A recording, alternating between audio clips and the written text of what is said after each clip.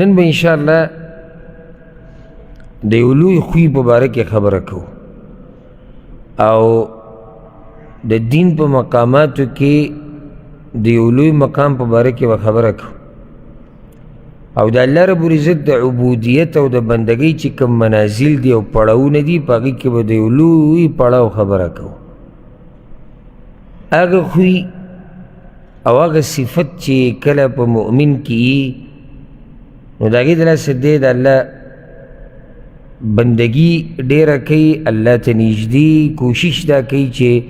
د هغه څه نه ځان لرې وساتي، د کوم څه د لاسه چې دی د الله نه لرې کېږي. هغه صفت چې کله په مؤمن کې وي نو دی ساتلی کېږي د فحاشۍ نه، د نورو ګناهونو نه، د شرک نه، که هر قسمه ګناه ده، که د هغې تعلق د وینا سره دی او که د هغې تعلق د کار سره دی. هغه صفت چې هغه علاج دی د ګناهونو، ځکه چې دا ګناهونه دا یو بیماری ده، بیا د دې بیمارۍ علاج کول پکار دي. نو د هغې علاج یو دا صفت دی کوم چې موږ نن بیانوو. هغه صفت په باره کې به خبره کوو چې د هغې د لاسه الله رب العزت مؤمن له په جنت کې اعلی او چتې مرتبې ورکوي او دغه صفت ته ویلی کېږي مراقبة الله، د الله رب العزت لحاظ ساتل. لحاظ ساتل په هر حال کې، که ته د خلکو په منځ کې، که ته ځان لرې، که ته غریب یې، که ته مالدار یې، که ته رزق ګټې، که ته مزدوري کې، که ته د بچو سره، که ته د ښځې سره، که هر ځای کې، که ته عالم یې او که ته جاهل یې، که ته جومات کې او که ته بهر د جومات نه یې، دې ته ویلی کېږي مراقبة الله. او دومره ضرورت دی دې خبرو بیانولو ته، خصوصا په هغه دور کې چې کوم زموږ دا دور دی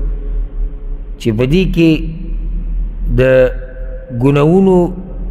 اسباب اسان شوي دي، دوکې دړاکې کول اسان شوي دي، د الله نافرمانیانې کول هغه اسان شوي دي. په داسې دور او زمانه کې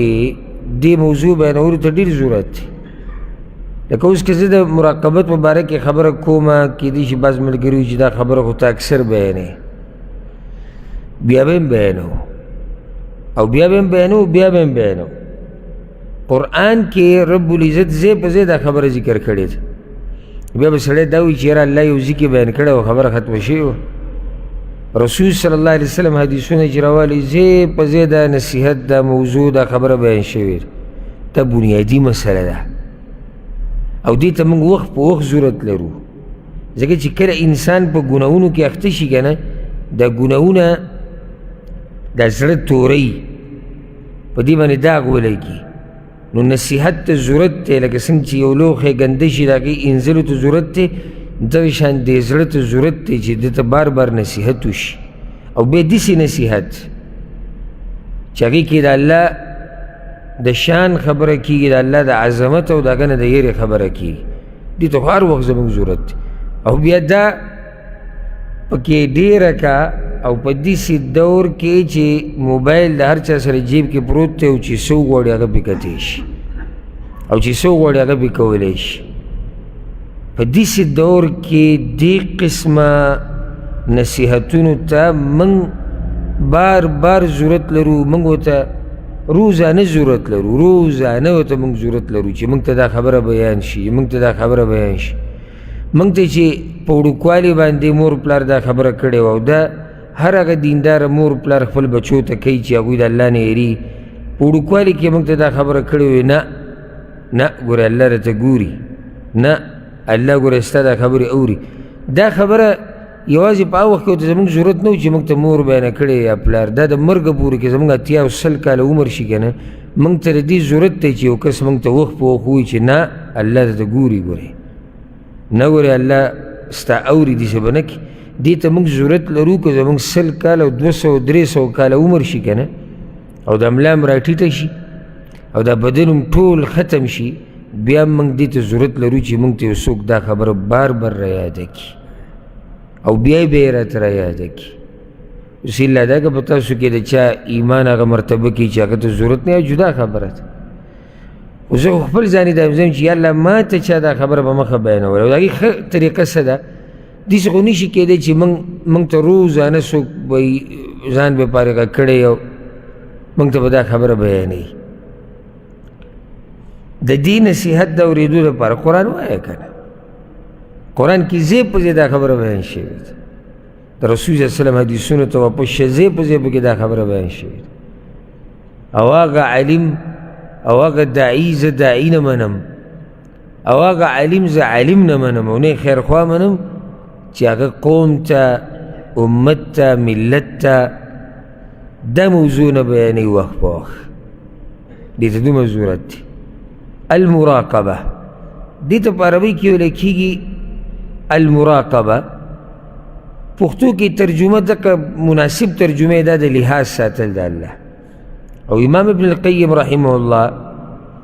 د دې تعریف داسې کړی دی حالانکه تعریف د ټولو علماو نورو چې کړی هم دغه ته نږدې دی وی دوام علم العبد باطلاع الله سبحانه وتعالى على ظاهره وباطنه دا داسې تعریف کړی دی چې دې کې ټولې خبرې راجمع کېږي دوام علم العبد داسې نه دي ویلي چې د یو بنده علم په دې خبره وی د یو بنده په دې خبره باندې همیشه پوهېدل همیشه